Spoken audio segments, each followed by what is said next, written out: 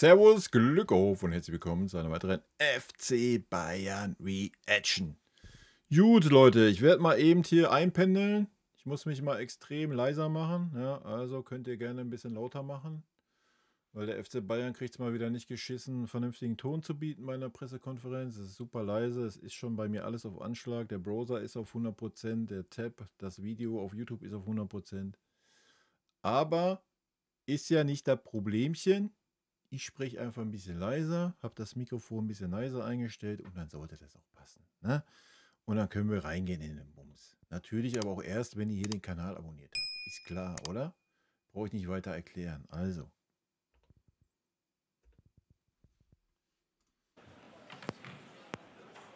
Ja, guten Abend, herzlich willkommen. Der FC Bayern hat den 11. Spieltag in der Bundesliga eröffnet durch ein 3:0 gegen unsere Nachbarn aus Augsburg. Willkommen zur Pressekonferenz mit Jens Torup und Vincent Kompany.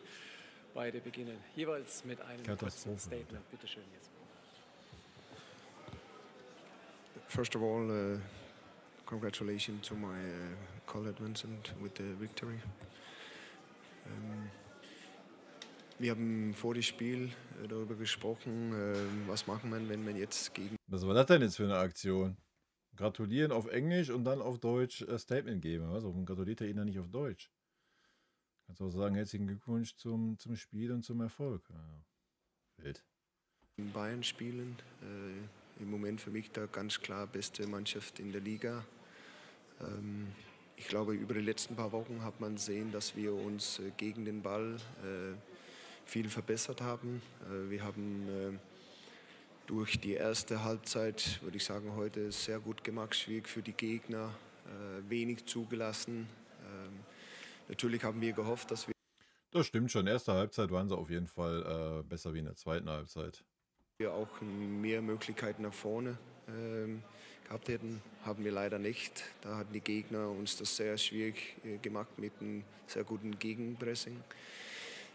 Von Anfang der zweiten Halbzeit habe ich ein Gefühl, da waren wir mehr und mehr unter Druck und am Ende leider haben wir zwei, was man sagen, Elfmeter gegeben und am Ende wohl auch verdient verloren. Ich glaube, das steht ja wohl außer Frage, Kollege.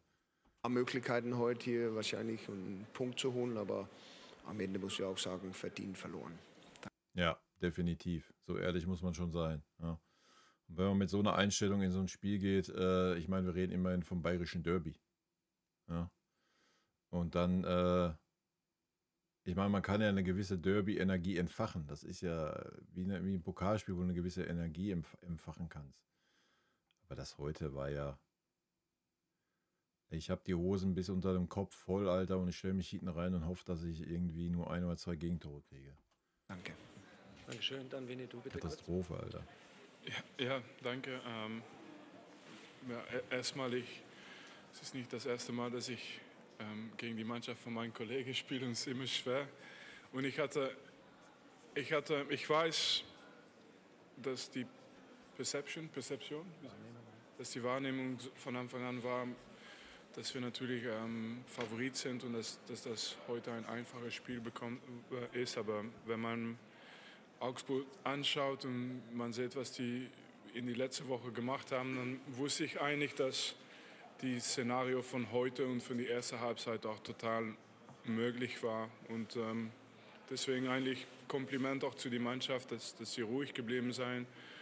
Und ich habe schon oft gesagt, also ich war früher auch Verteidiger, also ich kann es auch schätzen, wenn einer Gegner gut verteidigt und das war der Fall. Aber trotzdem, ich glaube, die Phasen, dass wir haben in die 60 Meter Raum und weil wir oft da kommen, haben wir immer eine Chance, was zu machen und heute war das natürlich der Fall und letztendlich sind wir sehr glücklich mit dem Ergebnis gegen eine schwere Gegner. Dankeschön, dann zu euren Fragen. Es beginnt Florian Eisele für die Augsburger. Dieter klingt aber auch gelangweilt oder genervt, oder? Ja, dann jetzt mal so eure Fragen hier. Mach mal hin. Ja, Frage an Jens Torup. Gibt es neben der Niederlage auch 2 bittere personelle Nachrichten, denke ich, Giannoulis und Kevin Schlotterbeck. Dazu erstmal die Frage, ob man bei Giannoulis schon was sagen kann und ob diese beiden Ausfälle, vor allem hinsichtlich des Bochum-Spiels, vielleicht noch schwerer wiegen als die Niederlage. Ja, das ist klar. Bitter Niederlage, aber dann, wenn wir da auch in den letzten paar Minuten eine rote Karte oder gelb-rote Karte bekommen und ja, das tut mir natürlich leid, auch für Kevin. Jan Nullich habe ich mit ihm nach dem Spiel gesprochen. Er war irgendein Kopfballduell und hat irgendein Spür an Adduktoren gespürt. Und ja, wir müssen sehen morgen, wie das aussieht. Aber ich glaube, das wird wohl schwierig für nächste Woche, leider. Dann ist Heiko Niederer für die Bild-Zeitung an der Reihe. Eine Frage an Vincent Kompany. Zunächst mal herzlichen Glückwunsch zum Sieg. Die sind bekannt dafür, immer sehr zu betonen, wie wichtig das nächste Spiel ist und auch jetzt, wie schwierig ein Gegner wie Augsburg ist. Haben Sie sich einmal kurz an den Kopf fassen müssen, als dann Uli Hoeneß sagt, die Meisterschaft ist quasi schon sicher? Und kann das dazu führen, dass vielleicht auch... Mein Gott, lass den Uli Hoeneß doch labern, Alter. Wer das jetzt heutzutage noch ernst nimmt, der ist halt auch verpeilt. Der Uli Hoeneß ist halt... Man kann mir ja vorwerfen, so hier ist Stammtischgelaber, wa? Auf dem Channel. Mehr ist es ja nicht. Ne? Aber mehr macht der Uli auch nicht mehr. Ja, das muss man mal ganz klar so sagen, Alter. Mehr macht der Uli auch nicht mehr. Ja? Ich weiß nicht, was mit dem Uli los ist. Also wie kann man jetzt von der Meisterschaft ist safe, jetzt ist durch. Ja, haben wir letztes Jahr gesehen, oder? Wir hatten die gleiche Anzahl Punkte und so weiter. Ja? Und sind dann in der Rückrunde gnadenlos weggebrochen. Also weiß ich nicht, wie man sowas sagen kann mit so einer Expertise, die man in seinem Leben erlebt hat. Aber gut, das lassen wir den Uli Hoeneß sein. Uli Hoeneß ist halt wieder so eine Phase, er muss wieder im Gespräch sein anscheinend und dann muss er wieder seine Hot Takes raushauen. Ne? Ja, soll er sich gönnen. Irgendwann die Mannschaft ein paar Prozent nachlässt oder wird das nicht passieren? Danke. Also erstmal, ich habe nicht das Gefühl, dass wir ein paar Prozent nachgelassen haben zum Beispiel. Das ist schon wichtig. Und ich habe es gesagt, Herr Hoeneß, ich habe unglaublich viel Respekt für ihn und was er gemacht hat für diesen Verein, aber auch im Austausch mit ihm schon ganz oft. Und er hat halt mehr Erfahrung als ich. Also vielleicht weiß er besser, aber mein Job ist ganz einfach. Ich muss, wie Sie gesagt haben, das nächste Spiel vorbereiten. Wir haben letzte Saison 72 Punkte geholt. Das ist noch immer fast die gleiche Mannschaft. Wir waren Dritter. Also es gibt schon so viel Motivation für uns, um einfach jedes Spiel da zu sein. Die Hunger ist da und es hat nichts zu tun jetzt mit, ob wir Erste sind oder wie viele Punkte. Ich glaube nicht, dass einer von uns auf die Punkte schaut. Also ich weiß es nicht. Ich weiß fast nicht, wie viele Punkte wir haben. Es ist mir auch grundsätzlich egal. Ich will einfach, dass die Leistung von heute, dass es morgen besser ist. Und wenn es nicht besser ist, dann bleibe ich auch ruhig, weil ich habe 100% Glaube in die Mannschaft, in die Kader, in die Spieler, in die Individuen, den ich gesehen habe im Training. Und ja, deswegen, ja. Linke Seite Klaus Bergmann bitte für die PA. Herr Kompany, Sie haben gesagt, es war wichtig, geduldig zu bleiben. Wenn man Harry Kane sieht, er hatte so ein paar Chancen, auch schon in der ersten Halbzeit. Zeichnet ihm das aus, dass er dann, wenn es kommt, in den letzten Minuten halt dann dreimal zusteckt, auch wenn es zweimal sicherlich jetzt Elfmeter war? Er hat das schon so oft in seiner Karriere gemacht. Und ja, was ist das wieder für eine dumme Frage, Alter? Das macht es schwer zu verteidigen gegen jemanden wie Harry Kane. Das heißt, du kannst ein ganzes Spiel sehr gut verteidigen gegen ihn. Aber irgendwann, es braucht nur 3, 4, 5 Minuten. Und wenn das ein bisschen offen, dann weiß er genau, was er machen muss. Es waren natürlich 2 Penalties, aber trotzdem glaube ich, dass er immer wieder gefährlich ist und dass man das immer spürt, dass er nicht viel Raum bekommen kann. Und deswegen glaube ich von seiner Seite, dass er wahrscheinlich nicht überrascht ist, dass er noch am Ende 1 oder 2 Tore schießt, weil er einfach weiß, wenn er die Möglichkeiten bekommt, dann ist er sehr gefährlich. Dann nochmal auf der rechten Seite bitte. Ja. Titus Fischer, Radio Fantasy. Yes, 2 Elfmeter für... Radio Fantasy. Junge, Radio Fantasy beim Bundesligaspiel im Presseraum. Ich krieg die Tür nicht zu, Alter. Die Bayern, beide berechtigt? Ja, ich habe die nach dem Spiel nochmal gesehen. Da keine Vorwürfe an die Schiedsrichter. Die Da waren gibt es nichts zu korrekt, diskutieren, Alter. als Elfmeter. Natürlich war es schade, dass wir jetzt die Gegnermöglichkeit, so die größten Möglichkeiten im Fußball ist ein Elfmeter. Ich hätte natürlich gehofft, dass es nicht diesen Weg ging, aber so ist das. Richtig waren die. Dann die letzte Frage bitte, Florian Schimak für TZ Online. Herr Kompanie, Glückwunsch zum Sieg. Ich weiß, Sie sprechen ungern über einzelne Spieler, aber Leon Goretzka, jetzt auch das zweite Spiel von Anfang an. Wie zufrieden sind Sie mit der Leistung mit ihm oder hätten Sie das erwartet, ihm das zugetraut, nachdem er ja am Anfang...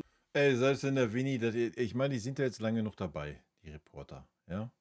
Selbst wenn der Winnie das jetzt anders sehen würde, wie er es jetzt gleich beantworten wird, würde er es doch nicht beantworten. Er hat es doch schon selber beantwortet. Er spricht nicht gerne über einzelne Spieler. Das ist auch völlig richtig und wichtig so.